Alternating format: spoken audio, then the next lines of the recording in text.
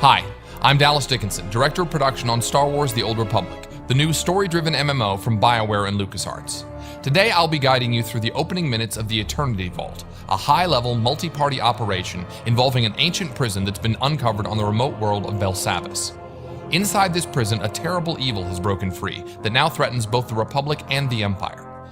At level 50 in the game, whichever side you're on, you'll be dispatched to deal with this threat.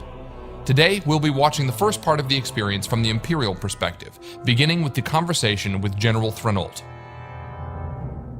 My lord, forgive the lack of protocol, but war has broken the chain of command, and my purpose is grave. I am General Threnault, commanding officer of the Imperial Reclamation Service. I understand you're familiar with us. You run archaeological expeditions to uncover Sith and alien artifacts. And deal with the threats they represent. We uncovered a new section of Belsavis prison during a bombing run. It's been sealed for 20,000 years. The Rakata called it the Eternity Vault. It's where they kept the prisoners and technology they could never afford to release. This doesn't sound promising. We've been translating the Rakata inscriptions. Most are indecipherable, but a few refer to a prisoner called the Infernal One. Took an army to stop the Infernal One before. If we don't do anything, well, the war against the Republic may be nothing next to what'll come. The weapons in that vault could give us an advantage over the Republic. That will be up to you. General Threnault has briefed our group on the situation, and our heroes know what they have to do.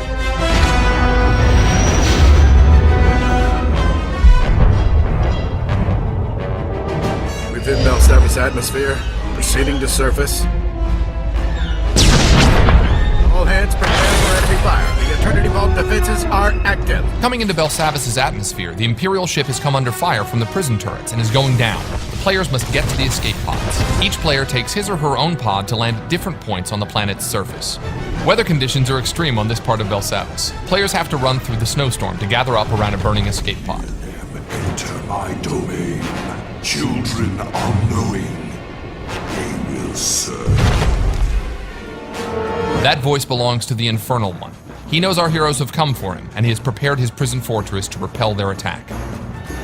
Our players wisely take a moment to activate any abilities that can give the group defensive and offensive bonuses. They're going to need them. So as the battle begins, you can see the Sith Juggernaut. He's the primary tank for the group, and he's rushing ahead to draw fire from the turrets and the enemy droids. The Sith Assassin is the group's second tank, and he's getting in there also, drawing one of the Eternal Sentinel droids to him with his Force Pull ability. The Sith Assassin has more than just his lightsaber. He also uses lightning attacks and his Wither ability. The other members of the group are focusing their attention on the left side turret. These turrets pack quite a punch, so they need to be taken out quickly. Switching to the Sith Sorcerer, we can see that he's come under attack by some of the droids. Fortunately, the Juggernaut blasts by and gets the droid's attention. The Sorcerer gets some healing now from the Agent, who is one of the medics for the group. And now the Sorcerer can fire off some shock blasts and a lightning attack at the turret. The turret has focused its sights on the Mercenary. That white ray means a powerful area of effect attack is coming, so it's good the Mercenary is off to the side. The Mercenary fires off a few Heatseeker missiles, and you can see on the bar that the group is burning down the turret's strength.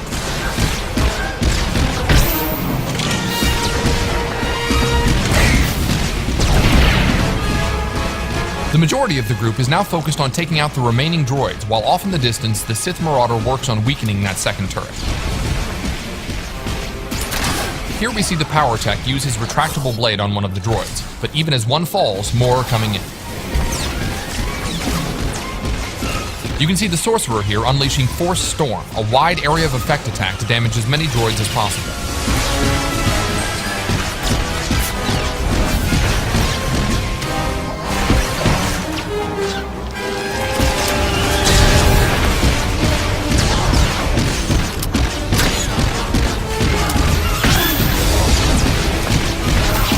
Alright, the last of the droids is down.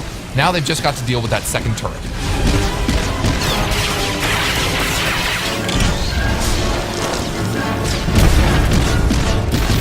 And with one last barrage of missiles, that's down 2. My finest creation, machine of machines. Metal enemies welded together and allied toward... Before they enter the Eternity Vault, the Infernal One has another surprise for the group. This is going to be a harder fight. The Sith Juggernaut force charges in to kick things off. We switch perspectives to the Operative, who's already firing off some heals. Note that he's got larger icons to show group members' health, front and center. A nice UI option for medics. So far, so good. The Juggernaut and Assassin are keeping the droid's attention while the others lay down damage from range. The Annihilation droid has laid down a sweep there to blast back the group members who were standing too close. Now here's where it gets complicated. When the droid starts firing off those swarms of missiles, that's deadly. Fortunately, the group knows this, and you can see them taking cover behind the destroyed turret. So most of the group is hiding, but the Juggernaut and Assassin are actually able to withstand this kind of firepower, so they're just charging right back in.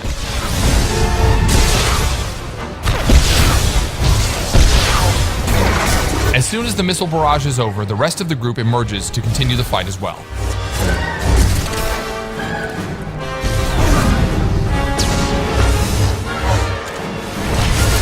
We switch to the Sith Sorcerer, who keeps his distance and keeps a steady flow of lightning streaming out to weaken the droid.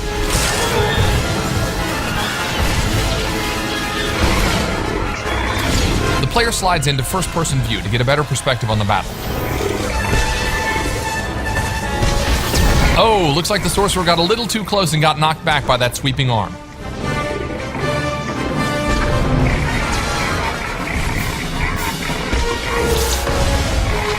Now the droid is beginning another bombardment with his rockets. This time the group doesn't hide, however, and instead collapses in and keeps fighting. It's critical here that the healers use area of effect heals on the entire group. Even so, that's a lot of damage very quickly and the Marauder goes down. Luckily, the second Sorcerer, skilled in healing, has reanimation, which revives downed group members even in the midst of battle.